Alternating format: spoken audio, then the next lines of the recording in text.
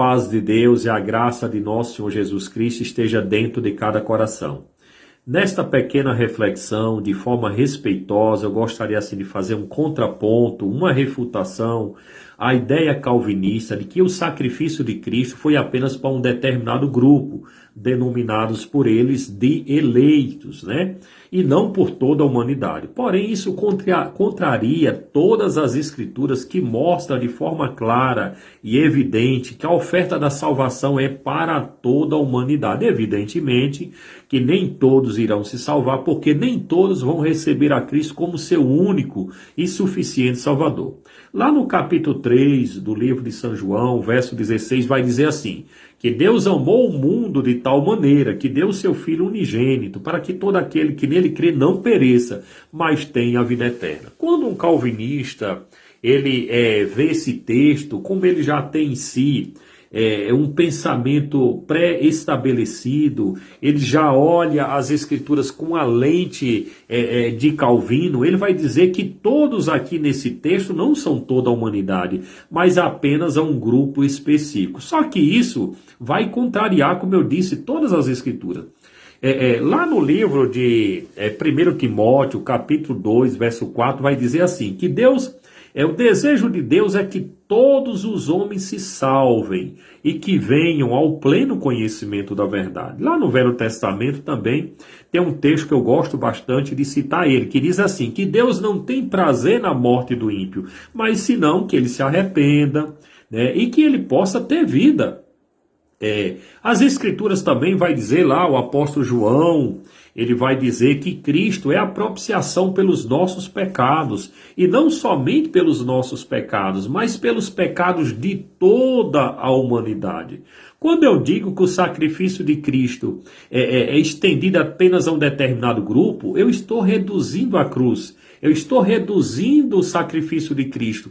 Eu estou colocando o sacrifício de Cristo abaixo do ato que Adão praticou. Porque se o ato que Adão praticou, ele trouxe consequências universais, como está lá no livro aos Romanos, capítulo 5, verso 12, que diz que por causa do homem entrou o pecado no mundo e por isso todos morreram, todos pecaram.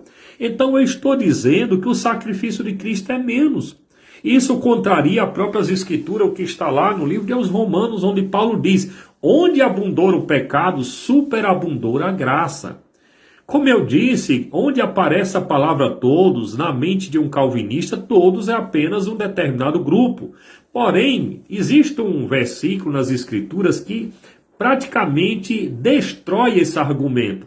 Evidentemente que, claro, nem todo lugar que aparece a palavra todos é todos mesmo. Mas quando se refere à oferta da salvação, sim, porque é isso que as escrituras ensinam.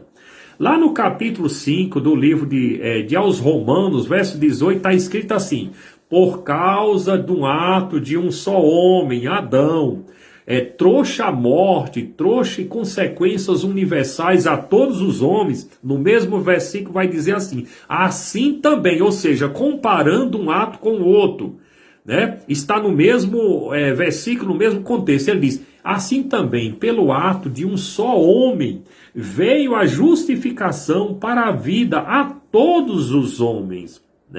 Não podemos dizer que Deus é um Deus seletivo, um Deus que faz acepção de pessoa, porque isso contraria a própria escritura que diz que Deus não faz acepção de pessoa. Outra coisa, se Deus não amasse a todos, isso seria contraditório.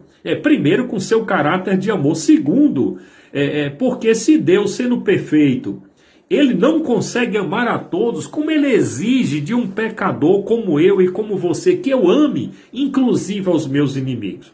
Isso é contraditório, isso é uma aberração, isso é uma heresia e que deve ser combatida. Então, hoje, eu estou mostrando de forma bíblica que esse pensamento é um pensamento contrário, deturpa o caráter de nosso Senhor Jesus Cristo e nosso Deus, que nunca fez exceção de pessoas e que deseja que todos os homens sejam salvos. Deus abençoe a todos, eu peço que você compartilhe esse áudio com outras pessoas também.